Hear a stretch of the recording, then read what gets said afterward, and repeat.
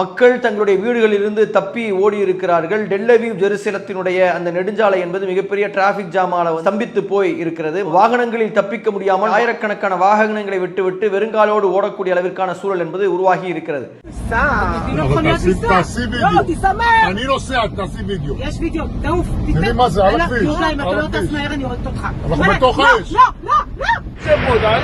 காசாவில் இருக்கக்கூடிய மக்கள் எவ்வாறு துரத்தப்பட்டு வீடுகள் இழந்து அலைந்தார்களோ அவ்வாறு பலர் அவ்வாறு அலையக்கூடிய ஒரு சூழல் என்பது உருவாகி இருக்கிறது.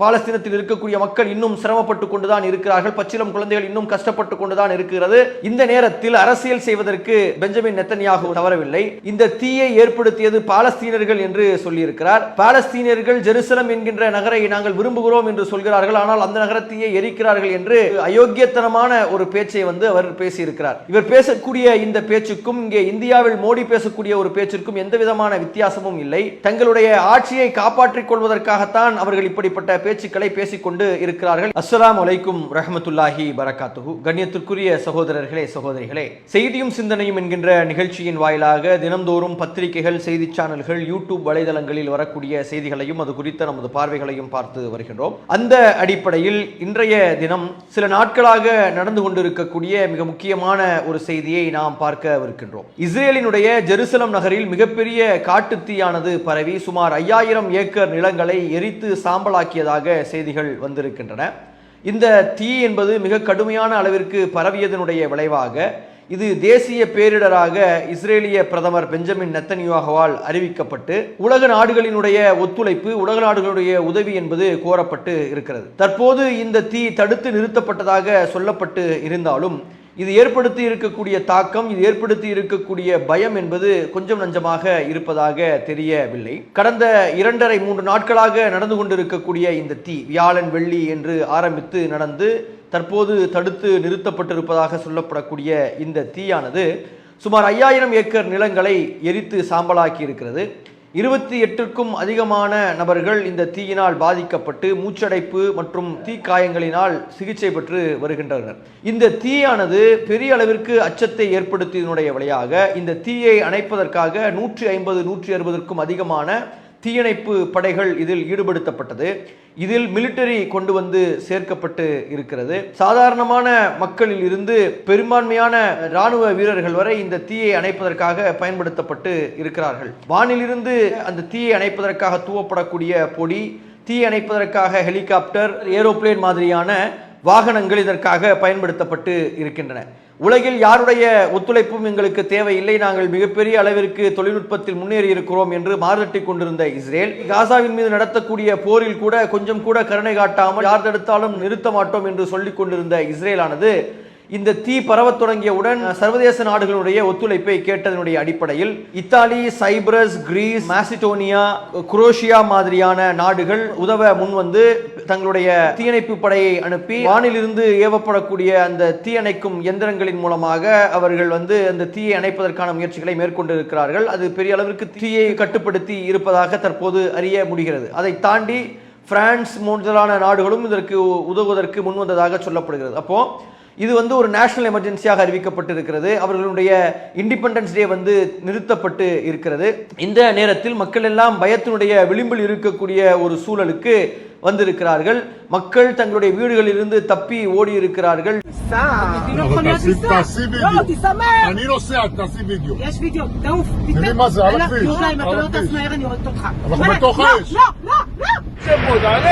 டெல்லவீவ் ஜெருசலத்தினுடைய அந்த நெடுஞ்சாலை என்பது மிகப்பெரிய டிராபிக் ஜாமால ஸ்தம்பித்து போய் இருக்கிறது. வாகனங்களில் தப்பிக்க முடியாமல் ஆயிரக்கணக்கான வாகனங்களை விட்டுவிட்டு வெறுங்காலோடு ஓடக்கூடிய அளவிற்கான சூழல் என்பது உருவாகி இருக்கிறது.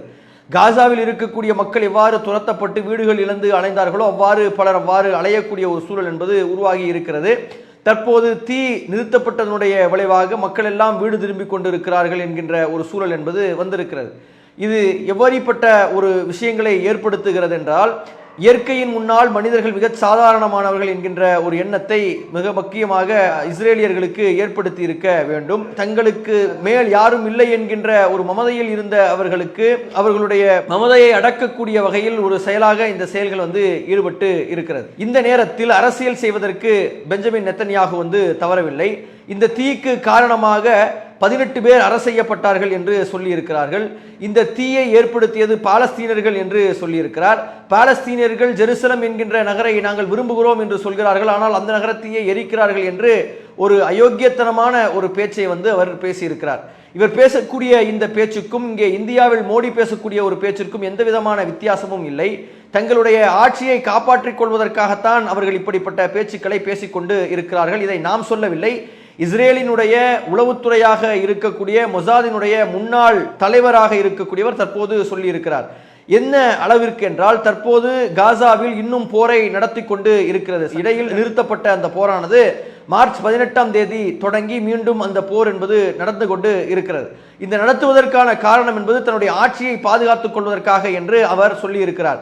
அப்படிப்பட்ட வார்த்தைகளைத்தான் இந்த தீ அணைப்பு பணியின் போதும் கூட அவர் செய்திருக்கிறார். 18 பேரை அரசு செய்திருக்கிறோம் என்று சொல்லியிருக்கிறார். ஆனால் போலீஸ் துறையே 3 பேர் தான் அரசு செய்திருக்கிறோம் என்று சொல்கிறது. ஒரு சில பத்திரிகைகளில் ஒரே ஒருவர் அரசு செய்யப்பட்டிருக்கிறார் என்று சொல்லப்பட்டு இருக்கிறது. அந்த ஒருவர் கூட இந்த தீயை வைத்ததற்காக அரசு செய்யப்படவில்லை. அவர்கள் வேறு சில இடங்களில் தீ வைப்பதற்கான முயற்சிகளில் ஈடுபட்டார்கள் என்பதற்காக அரசு செய்யப்பட்டிருக்கிறார்கள் என்று சொல்லப்பட்டிருக்கிறது. அதை தாண்டி தற்போது KKL என்று அழைக்கப்படக்கூடிய அந்த அமைப்பினுடைய தலைவராக இருக்கக்கூடிய அந்த பெண்மணி சொல்லியிருக்கிறார், இந்த தீ விஷயத்திற்கும் பின்னணியில் எந்த தீவிரவாத அமைப்பிற்கும் சம்பந்தம் இல்லை என்று அவர் சொல்லி இருக்கிறார்.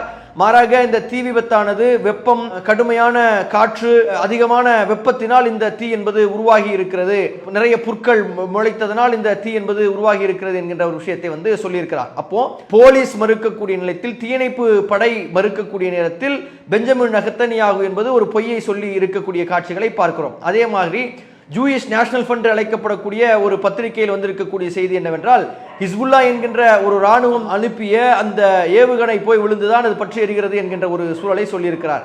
இதையும் நீங்கள் பெஹல்காமுடைய செய்தியும் நீங்கள் ஒப்பிட்டு பார்ப்பீர்களானால், பெஹல்காமில் கொல்லப்பட்டதை எவ்வாறு அரசியலாக்குவதற்கு முயற்சித்தார்களோ, எவ்வாறு இஸ்லாமிய வெறுப்பை உருவாக்குவதற்கு முயற்சித்தார்களோ, இஸ்லாமியர்களின் மீது அந்த வெறுப்பை கொண்டு வருவதற்காக என்னென்ன காரியங்களை எல்லாம் இங்கே அவர்கள் செய்து கொண்டிருக்கிறார்களோ, அப்படிப்பட்ட ஒரு காரியத்தை இந்த யூத மீடியாக்கள் இருக்கக்கூடிய சிலர் செய்கிறார்கள். அப்போ இந்த வெறுப்பு பிரச்சாரம் என்பது யூதர்களும் மட்டுமல்லாமல் இங்கே இருக்கக்கூடிய சங்க பரிவாரங்களுடைய வழக்கமாக இருக்கிறது. தங்களுக்கு எதிராக அப்பாவிகள் யாராவது கிடைத்து விடுவார்களே ஆனால் அவர்களின் மீது பழியை போட்டு தப்பிக்கக்கூடிய ஒரு வேலையை இவர்கள் செய்யக்கூடிய ஒரு சூழல் என்பது இருக்கிறது. பெஹல்காம் விஷயத்தை பொறுத்தவரையில் நடந்த தாக்குதல் என்பதும் அவர்களை சுட்டுக் கொண்டது என்பதும் எந்த வகையிலும் ஏற்றுக்கொள்ள முடியாது. அது செய்த காரியம் என்பது தவறானது.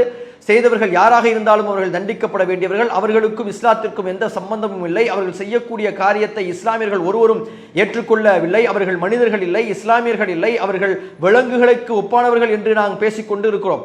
ஆனால் அதை எவ்வாறு இந்தியாவில் இருக்கக்கூடிய இஸ்லாமியர்களுக்கு ஒரு வெறுப்பை ஏற்படுத்துவதற்காக இங்கே இருக்கக்கூடிய ஆளும் பிஜேபி அரசாங்கம் பயன்படுத்திக் கொள்கிறதோ, அவ்வாறு இங்கே உருவாகி இருக்கக்கூடிய காட்டு தீயின் மூலமாக ஏற்கனவே அவர்களுக்கு எதிரிகளாக இருக்கக்கூடியவர்களின் மீது அந்த பழியை போட்டு அரசியல் லாபத்தை அடைவதற்காக பெஞ்சமின் நெதன்யாகு முயற்சிக்கிறார் என்கின்ற குற்றச்சாட்டை இங்கே இருக்கக்கூடிய மக்கள் என்பவர்கள் சொல்லிக் கொண்டிருக்கக்கூடிய காட்சிகளை நாம் பார்க்கிறோம். இந்த தீ எரிந்து கொண்டிருக்கக்கூடிய இதே நேரத்தில் காசாவின் மீது இருக்கக்கூடிய தாக்குதலை இஸ்ரேல் என்பது செய்து கொண்டுதான் இருக்கிறது.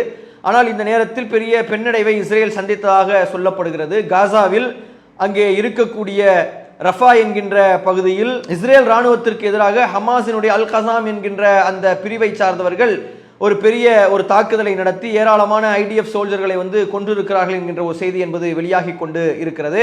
அதே மாதிரி இஸ்ரேலினுடைய டெக்னிக்கல் விங்கை சார்ந்த ஒரு படை வீரரை மறந்து அவர்கள் காசாவை விட்டு அவர்கள் சென்றதாகவும், விட்டு போன அந்த நபர் நடந்தே இஸ்ரேலினுடைய எல்லையை கடப்பதற்காக முயற்சிக்கக்கூடிய நேரத்தில் அவரை IDF சோல்ஜர் என்று கூட தெரியாமல் அங்கே இருக்கக்கூடிய மற்றொரு படைப்பிரிவு சுட்டு கொண்டதாகவும் செய்திகள் இருக்கின்றன.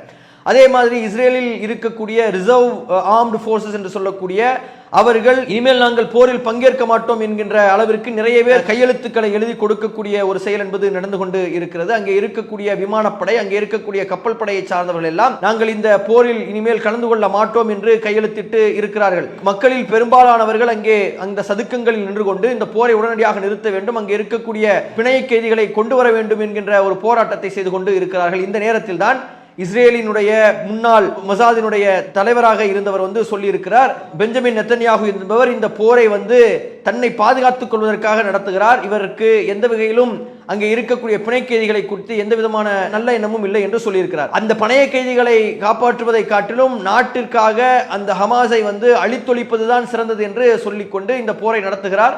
இந்த போர் எப்போது முடியும் என்று தெரியவில்லை. இன்னும் பாலஸ்தீனத்தில் இருக்கக்கூடிய மக்கள் இன்னும் சிரமப்பட்டு கொண்டுதான் இருக்கிறார்கள். பச்சிளம் குழந்தைகள் இன்னும் கஷ்டப்பட்டு கொண்டுதான் இருக்கிறது. உணவுக்கு வழி இல்லாமல் அங்கே இறக்கக்கூடிய இளம் சிறுவர்களும் குழந்தைகளும் சிரமப்பட்டு கொண்டிருக்கக்கூடிய சூழலைத்தான் நாம் பார்த்து கொண்டு இருக்கிறோம். இதே நேரத்தில் ஏமனில் இருந்து ஹவுதிக்கள் ஏவிய 2 ஏவுகணைகள் மிகப்பெரிய தாக்கத்தை ஏற்படுத்தி இருக்கிறது. ரமாத் டேவிட் என்று சொல்லக்கூடிய அங்கே இருக்கக்கூடிய அவர்களுடைய ஏர்பேஸில் ஒரு பெரிய ஏவுகணை விழுந்ததாகவும் இன்னொரு ஏவுகணை மேலே சுட்டு வீழ்த்தப்பட்டதாகவும் சொல்லப்படுகிறது. பேசிக்கொண்டிருக்கக்கூடிய சில நேரங்களுக்கு முன்னால் ஹைஃபா என்கின்ற ஒரு துறைமுகத்தின் மீதும் ஹவுதிகள் பெரிய ஏவுகணை தாக்குதல்களை நடத்தி இருக்கின்றார்கள். அப்போ இந்த போர் எப்போது முடியும் என்று தெரியாமல் சென்று கொண்டு இருக்கிறது. எந்த அளவிற்கு அவர்கள் குறைவானவர்களாக இருந்தாலும் ஹமாஸை சார்ந்தவர்கள் அந்த போரை தொடர்ச்சியாக நடத்தி கொண்டு இருக்கிறார்கள். ஹவுதிகளும் இந்த போரிலே பெரிய அளவிற்கு விட்டு கொடுக்காமல் தாக்கி கொண்டு இருக்கக்கூடிய ஒரு சூழலை நாம் பார்க்கிறோம். இஸ்ரேலில் இருக்கக்கூடிய மக்கள் இதை எதிர்த்து களங்களில் போராடி கொண்டிருக்கக்கூடிய ஒரு சூழலும் இருக்கிறது. இந்த நேரத்தில் இந்த காட்டுத்தீயானது மிகப்பெரிய ஒரு அச்சத்தை இஸ்ரேலிய மக்களுக்கு ஏற்படுத்தி இருக்கிறது. மக்களை குறித்தும் இறைவனை குறித்தும் இயற்கை நியதிகளை குறித்தும் பயம் இருக்கக்கூடியவர்கள், அதற்காக வருத்தப்படக்கூடியவர்கள், அதை குறித்து யோசிக்கக்கூடியவர்கள் இந்த போரை தொடர்ந்து நடத்த மாட்டார்கள். ஆனால் இஸ்ரேலினுடைய பெஞ்சமின் நெத்தன்யாகுவும் இஸ்ரேலில் இருக்கக்கூடிய பல ஜியோனிச சித்தாந்தத்தை உடையவர்களும் இந்த சித்தாந்தங்களுக்கு, இந்த எண்ணங்களுக்கு, இந்த நல்ல விஷயங்களுக்கு அப்பாற்பட்டவர்கள் என்பதை நாம் அறிந்திருக்கிறோம். ஆகவே இவர்கள் இந்த போரை தொடர்ந்து நடத்தட்டும், அவர்களுக்கு மிகப்பெரிய இழிவை இறைவன் தரட்டும் என்று பிரார்த்தித்தவர்களாக நாம் இந்த உரையை முடித்துக் கொள்கின்றோம். வாஹிர் துவானா அல்ஹம்துலில்லாஹ். அஸ்ஸலாமு அலைக்கும் ரஹ்மத்துல்லாஹ். அல்லாஹு அக்பர், அல்லாஹு அக்பர்.